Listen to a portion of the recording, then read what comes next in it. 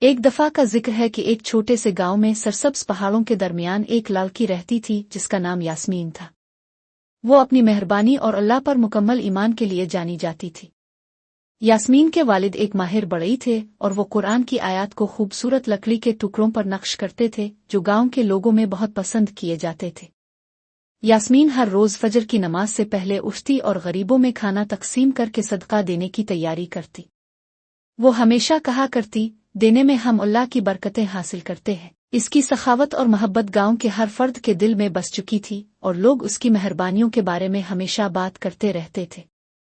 ایک دن جب یاسمین جنگل میں چل رہی تھی، اسے ایک پرانا اور ویران سا گھر ملا۔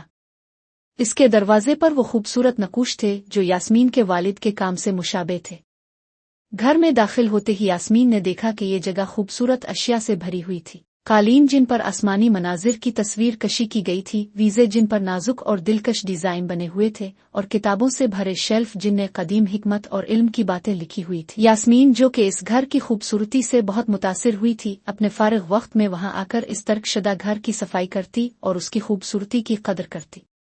ایک دن دوپہر کے وقت اس نے ایک بوڑھی عورت کو وہاں دیکھا جو دنیا سے چھپ کر رہ رہی تھی۔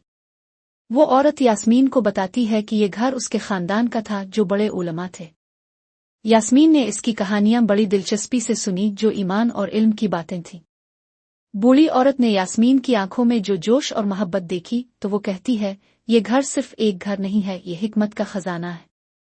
میرے خاندان کا ایمان ہے کہ علم کو لوگوں تک پہنچانا عبادت کا حصہ ہے۔ یاسمین متاثر ہے کر درخواست کرتی ہے کہ وہ اس علم کو اپنے گاؤں کے لوگوں، خاص طور پر بچوں کے ساتھ شیئر کرے۔ ہر ہفتے یاسمین گاؤں کے بچوں کو اس پرانے گھر میں جمع کرتی اور قرآن کی کہانیاں سناتی، ساتھ ہی ان کے اخلاقی اسباق بھی سمجھاتی۔ یہ گھر ہاؤس آف وزڈم یعنی گھر حکمت کے نام سے مشہور ہو گیا، جو ایمان کی روشنی کو دوبارہ جلانے کی علامت بن گیا۔ یاسمین کی کوششوں کے ذریعے گاؤں کے بہت سے لوگ اپنے ایمان اور اللہ کی تعلیمات کے ساتھ گہرا تعلق محسوس کرنے لگے۔ بوڑھی عورت ان کی محنت اور اخلاص پر شکر گزار ہو گئی۔ یاسمین کی مخلصانہ لگن کے لیے شکر گزار، اس نے گھر اسے تحفے کے طور پر دے دیا، صرف یہ درخواست کی کہ وہ اس کی وراثت کو جاری رکھے۔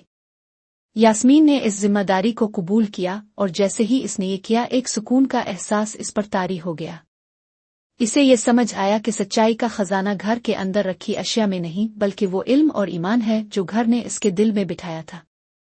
کہانی کا پیغام یہ ہے کہ سچی حکمت اور خزانہ مادی چیزوں میں نہیں بلکہ وہ علم اور ایمان میں ہے جو ہماری زندگیوں کو رہنمائی فراہم کرتا ہے اور انہیں بہتر بناتا ہے۔